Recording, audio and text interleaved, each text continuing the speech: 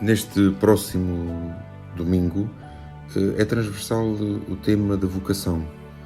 Às vezes nós ouvimos falar de vocação como ter jeito para, ou fazer bem esta tarefa, ter queda para isto, ou então fazer aquilo de que mais gostamos. Mas o sentido bíblico de vocação é sentir chamado. Vocare significa chamar. E escutamos nesta primeira leitura do livro do profeta Isaías a sua vocação. Deus a chamar este profeta. E no domingo passado tínhamos já escutado a do profeta Jeremias. Vemos como o Senhor Deus continua a chamar. Cada um de nós tem uma missão, uma vocação, e o Senhor desperta-nos para essa mesma vocação. O que é que compete àqueles a quem o Senhor chama? Compete responder a Deus, deixar-se tocar, sentir-se convidado. É a disponibilidade para aderir àquilo que o Senhor tem para nós como projeto.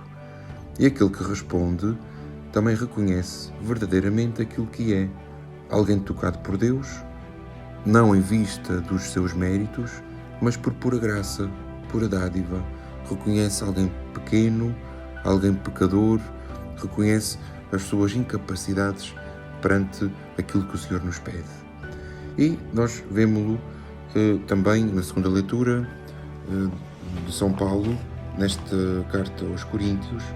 São Paulo, depois de ter anunciado aquilo que recebeu como a tradição da Igreja, vai dizer que, ao reconhecer-se como o menor dos apóstolos, até de não ser digno de ser chamado apóstolo por ter perseguido a Igreja de Deus, mas pela graça de Deus sou aquilo que sou, diz-nos São Paulo, e a graça que Ele me deu não foi inútil.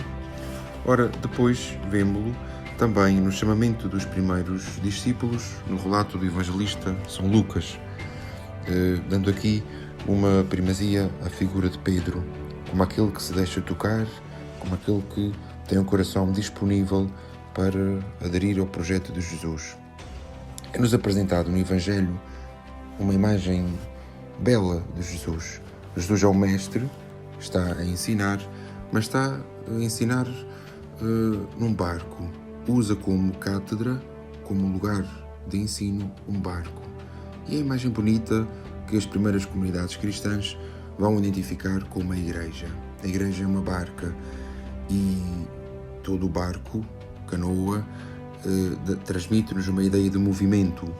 Portanto, há sempre a necessidade de uma força humana, de alguém que reme e que põe o barco em movimento. Há também a necessidade de saber encontrar as condições e os ventos propícios para que este barco encontre o rumo certo, o vento do Espírito. E tal como a barca não anda sozinha, mas precisa de alguém para a pôr em movimento, o Senhor chama alguns discípulos. E nós somos, no tempo de hoje, estes mesmos discípulos que o Senhor chama. O Senhor conta connosco para que a sua barca, para que a Igreja continue e prolongue a boa nova, a mensagem de salvação. Nós questionamos sempre para onde ir, como fazer, como seguir esta viagem.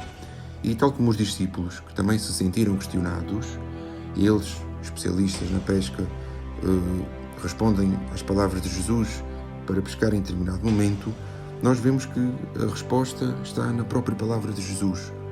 Quando fazemos nossas a palavra de Jesus, nós temos como resultado a pesca abundante, a eficácia ou o resultado positivo daquilo que o Senhor nos chama. E realmente nós vemos como a força humana é necessária, mas não suficiente.